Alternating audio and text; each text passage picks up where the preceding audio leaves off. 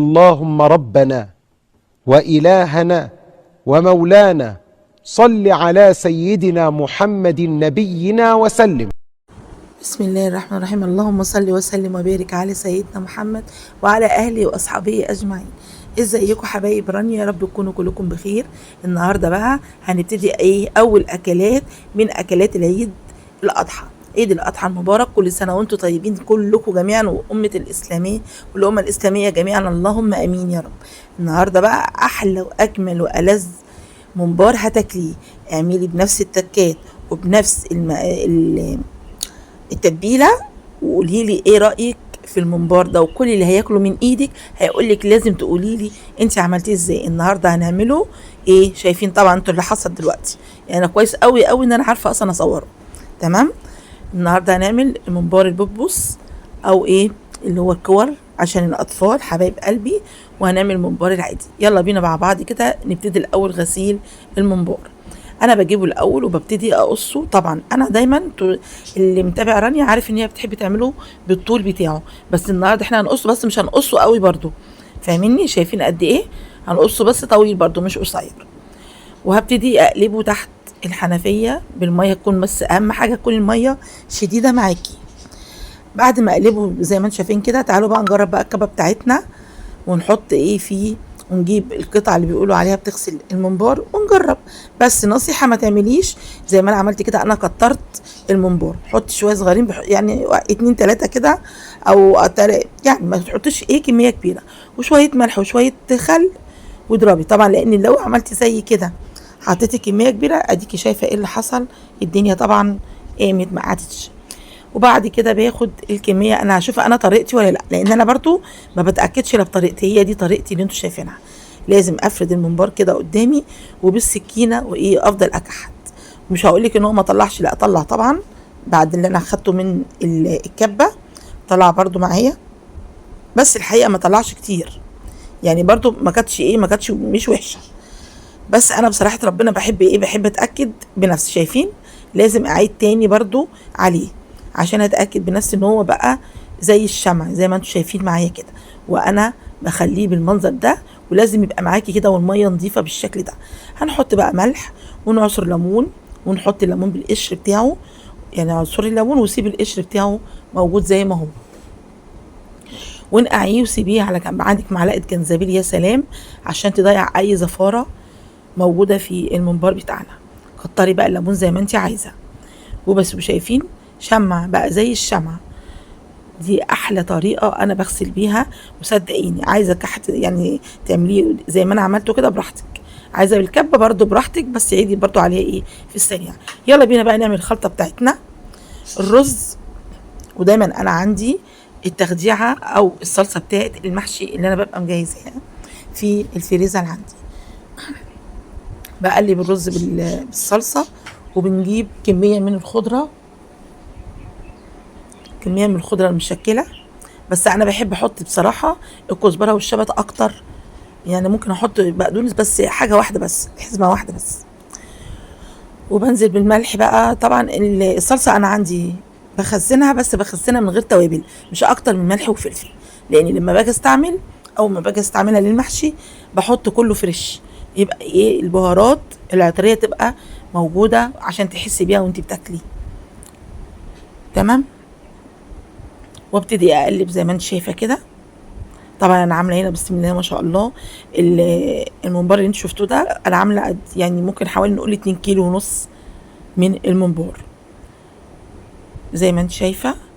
دي الطريقه رهيبه رهيبه. لو معاكي 5 كيلو والله العظيم، لو 10 كيلو في اقل من ساعه هتخلصيهم، في اقل من ساعه. لو ما قلتلكيش حتى ولو نص ساعه كمان هكون مخلصاهم بالطريقه دي. تحفه. انا ما بحبش اقص الممبار قوي اللي هو زي قد الصباع ده علشان ما ينزلش رز، لكن كده بيبقى افضل كتير قوي. ودايما دايما كمان اكتر الوقت انا بحب احشيه بالطول بتاعه زي ما هو. وبرده هنزل لكم برده قولوا معايا فيديو الفته وممبار برده ان شاء الله بعد الفيديو ده على طول تاني، هنزله لكم تاني وهتشوفوا معايا الفته بتاعتنا ولا اروع من كده. امشي بس على طريقه رانيا وادعي لي والله العظيم ما هتندمي. كل اللي هياكل من ايدك اكل العيد بتاع الاضحى ان شاء الله هيقولوا لك ولا اروع، ومش هيصدقوا ان هو اصلا في البيت. بس امشي بنفس الايه التركات بتاعتنا. يلا بينا دلوقتي خلاص عملنا اهو. انا هعمل معاكم كمان واحد تاني، عامله واحد تاني. شايفين هو طويل، هو مش قصير يعني، انا مش بقصه قوي، بخليه برضو ايه كبير، بس عشان اخلص ايه اسرع وبرضو اسهل عليك يا ستي. تقدري تخلي الجزء اللي انا قصاه ده تخليه انتي على 2، تمام. المهم ما تقصرهوش قوي بزياده، علشان كل ما تقصريه بزياده كل ما هيوقع منك رز، تمام. وهتخلصي كل الكميه بتاعتك باسرع ما تتخيلي. في بقى اللي بيحبوا بيعملوه مثلا بالقمع. القمع ده انا ممكن بس يعني استخدمه بس في الممبار الضاني الحقيقه، لكن الممبار اللي احنا بنجيبه جاموسي العادي لا، دي اسهل طريقه ليا. وطبعا انت طبعا بتبقي بتتحكمي، لان الممبار انت بتجيبيه رفيع او سميك، فدي بتاعتك انت. المهم بس الطريقه دي هتخليكي تخلصيه باسرع وقت، تخلصي الحشو بتاعه باسرع وقت. شايفه عملته ازاي؟ ما خدش معايا وقت والله، دي حقيقه. خلي بالك انا مش مجريه قوي برضو، مش مسرعه قوي. انا على قد ما قدرت، انا ما كنتش عايزه اسرع خالص اصلا، بس عشان برضو الفيديو ما يبقاش طويل عليكم بزياده. وبخلص كل الكميه اللي معايا، وزي ما انت شايفه كده. تعالي بقى نعمل بقى الممبار البوبوس لاطفالنا الحلوين. بتسيبي مثلا جزء على المقاس اللي انت عايزاه، وتروحي ربطاه باي خيط عندك، خله باي خيط، اي خيط يكون عندك. طب انا ما كانش عندي خيط، عملت جبت كيس ورفعته كده، بقيت اقطع منه رفيع واربط واقص واربط واقص. تقدري تعملي. انا هنا عملت بس 2 من الممبار اهو، عشان الاطفال حبايب قلبي واللي بيحبوا كده، عشان بس نفرحهم. وبخلص بالطريقه اللي انت شايفاها دي اهي، دي الطريقه اللي انا بعمل بيها، وهعمل بيها نفس التانية بنفس الطريقه. بخلص سهله جدا. عندك خيط عادي والله ما في اسهل من كده. المهم بقى لما نيجي نسلق، انا كان عندي طبعا شوربه هستعملها لسليق الممبار، هتشوفي معايا دلوقتي. فمش معقوله يعني يبقى عندي شوربه حرام واحط ميه، لاني انا عندي شوربه الممبار الكل بيحب يشربها، الكل بيحبها عندي اهو، زي ما انت شايفه كده بمنتهى السهوله اللي في الدنيا.